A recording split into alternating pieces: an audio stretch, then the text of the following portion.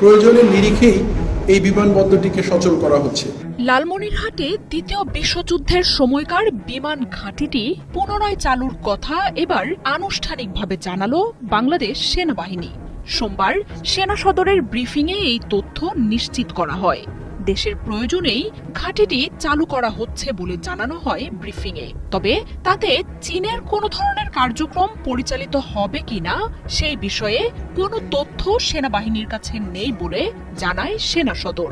কয়েক মাস ধরে লালমনিরহাটের বিমান ঘাঁটিটি নিয়ে লাগাতার তথ্য অপতথ্য প্রচার করে যাচ্ছে ভারতীয় গণমাধ্যমগুলো।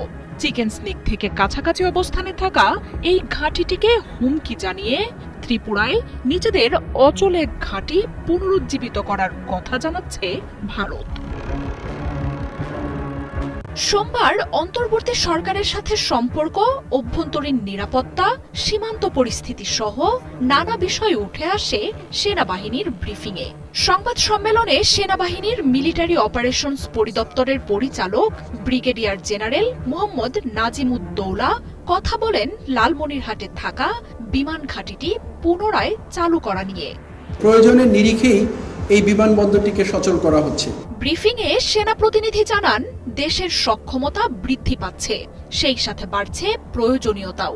লালমনিরহাটে বহু আগে থেকেই বিমানবন্দর থাকলেও সেটি দরকার না থাকায় এতদিন ব্যবহার করা হয়নি। তবে এখন প্রয়োজনের নিরিখে সেটি আবারও সচল করা হচ্ছে, নতুন করে কাজে লাগানোর চেষ্টা করা হচ্ছে। এমনকি লালমনিরহাটের বিমান ঘাঁটিটিকে কেন্দ্র করে একটি এরোস্পেস বিশ্ববিদ্যালয়ও থাকবে। প্রসারিত হবে এভিয়েশনের কর্মকাণ্ড। দেশের সক্ষমতা বৃদ্ধি পাচ্ছে, সেক্ষেত্রে আমাদের প্রয়োজনীয়তাও বৃদ্ধি পাবে, খুব স্বাভাবিক।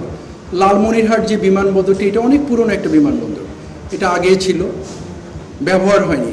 প্রয়োজনের নিরিখে সেটাকে আবার সচল করা হচ্ছে, নতুন করে কাজে লাগানোর চেষ্টা করা হচ্ছে। সব ষড়যন্ত্র তত্ত্ব উড়িয়ে দিয়ে সেনাবাহিনী জানায়, দেশের সম্পদ দেশের প্রয়োজনে ব্যবহার হওয়াটাই স্বাভাবিক। বিমান ঘাঁটিটিতে সংস্কার কাজও শুরু হয়েছে, বাড়ানো হচ্ছে কলেবর। তবে চীন এই বিমানবন্দর ব্যবহার করবে কিনা বা কবে ব্যবহার করবে এ ধরনের কোনো তথ্য সেনাবাহিনীর কাছে নেই বলেও স্পষ্ট করা হয়। আর দেশের নিরাপত্তা ও স্বার্থ বিঘ্নিত হয় এমন কোনো পদক্ষেপ যে সরকার নেবে না সেটাও আশ্বস্ত করা হয় ব্রিফিংয়ে। এটুকু আশ্বস্ত করতে পারি, দেশের নিরাপত্তা বিঘ্নিত হয়, দেশের স্বার্থ বিঘ্নিত হয়, এরকম